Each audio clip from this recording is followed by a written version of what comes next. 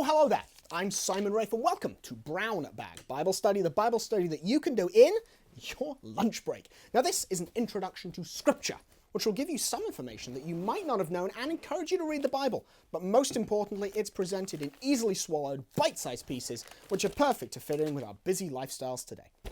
Now, every week I'll be concentrating on a small part of Scripture, either one of the 73 books of the Bible or a group of related books, and I'll be bringing you some interesting facts and information to help you understand it. I'll also be including links to further reading, articles, books, essays, podcasts, and so forth that'll help you learn to love sacred Scripture even more. This week, the first of the wisdom books, the book of Job.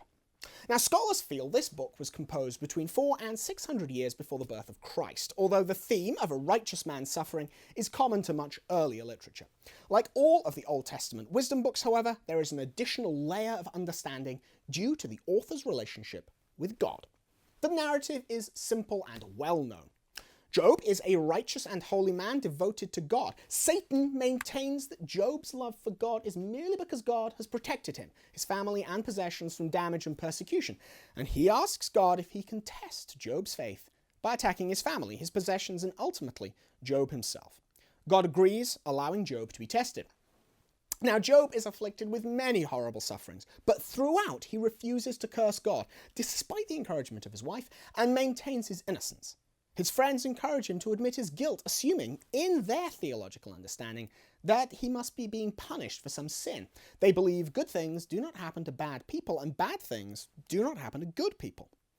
Now, ultimately, God responds profoundly, emphasizing his sovereignty and majesty, decrying Job's friends' lack of faith, and restoring Job to wealth and health. Now, the story itself is very easy to follow and understand, and I would recommend that you read it for yourself.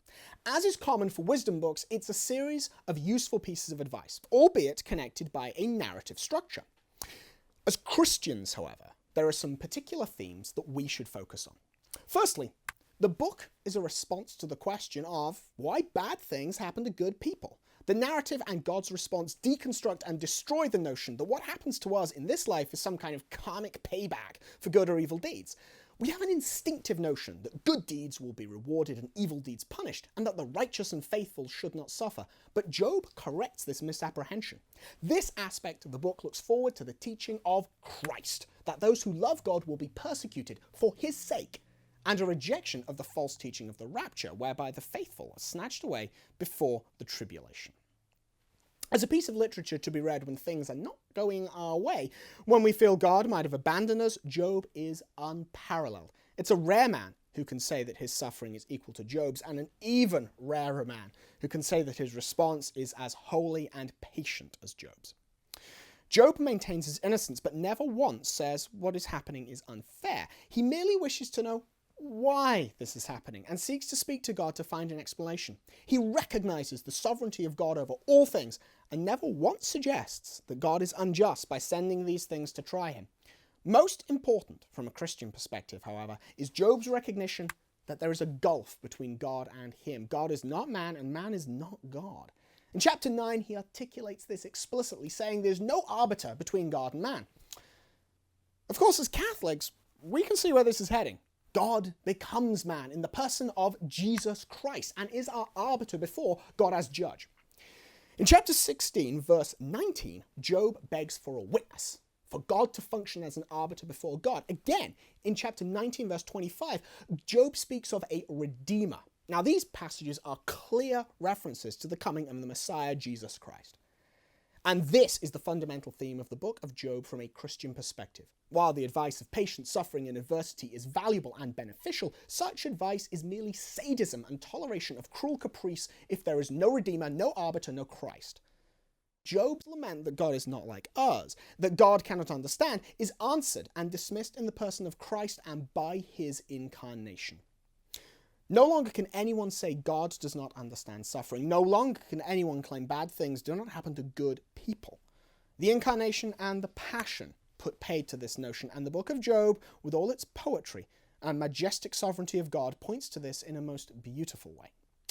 Now, that's all for this week. Definitely make time to read and prayerfully meditate on the book of Job, and if you have time, read the additional materials to gain a greater understanding. I've bypassed the discussion of the poetical discussion of the book, which is fascinating, but not of direct relevance to the spirituality, and there's some additional reading there to help you with that. Next week, we continue with the wisdom books, looking at the Psalms. Until then, I'm Simon Rafe, and God bless.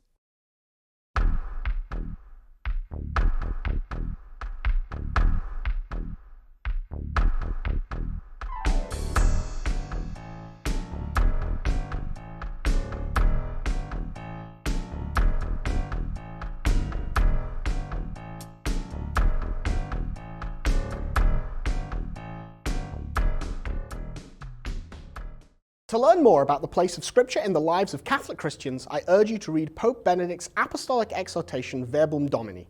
The Pope encourages all Catholics to read, learn, and love Scripture and to understand its relation to the Church.